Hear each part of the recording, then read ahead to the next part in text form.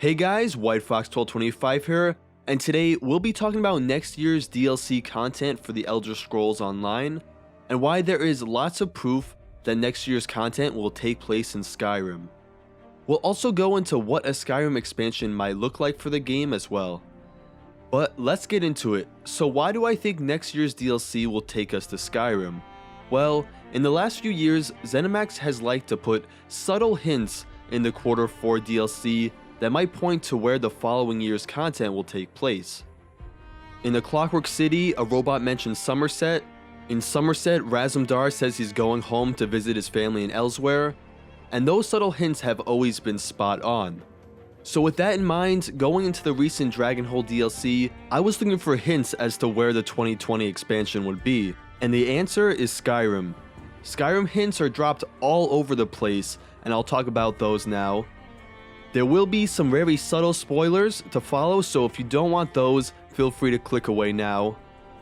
But anyway, the first time Skyrim is mentioned is by Sai Sahan. He tells you that Lyris Titanborn, another character from the main story, recently left for Skyrim for personal reasons. At the end of the DLC, Sai Sahan says he'll also be heading to Skyrim soon to catch up with his beloved Lyris. Next, Skyrim is also mentioned by Cadwell, another main character. When asked why it took him so long to reach Palatine, he seems to mention Solitude out of nowhere. Not only is this a big hint that Skyrim is in our future, but it also may be a hint that Solitude is a main city we'll see, and we'll talk more about that in a bit.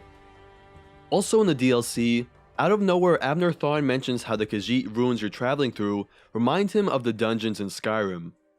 That is most of the evidence hidden away in the Dragonhold DLC. Maybe the most compelling evidence though is that a Skyrim expansion really just makes sense at this point. When you look at the map of ESO and the zones that have been added since launch, there's not too many places they could go without leaving Tamriel. You can take a look at that map on your screen, but let's break this down for a minute. High Rock, Valenwood, the Somerset Isles, and 90% of Elsewhere are all filled up, so those are out of the question. That leaves Morrowind, Blackmarsh, Cyrodiil, Hammerfell, and Skyrim. Immediately, I think Morrowind and Blackmarsh are off the table for now, since we just recently got the Murkmire and Vardenfell DLC. That leaves us Cyrodiil, Hammerfell, and Skyrim as possibilities.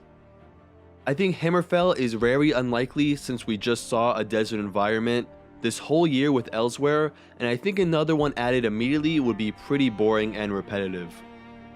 Cyrodiil is a possibility. We haven't had a Cyrodiil zone since the Dark Brotherhood, but I think Skyrim is much more likely.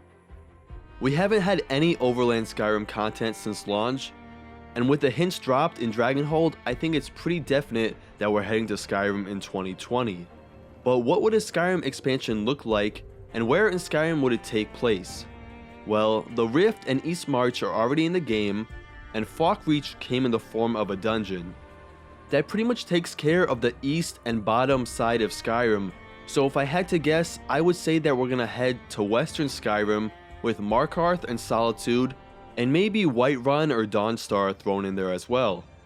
That is just my guess though, and since Solitude was mentioned in the Dragonhold DLC, I do think that's likely, and I think we'll definitely see the west side of Skyrim. But that just about does it for this video. I hope you enjoyed it. Let me know in the comments down below what part of Skyrim you would be the most excited to see in game. Very soon we'll have more ESO content on the channel, so make sure you hit the subscribe button if you want to see that. If you liked the video, make sure you leave a like. Thanks for watching, and I'll see you in the next one.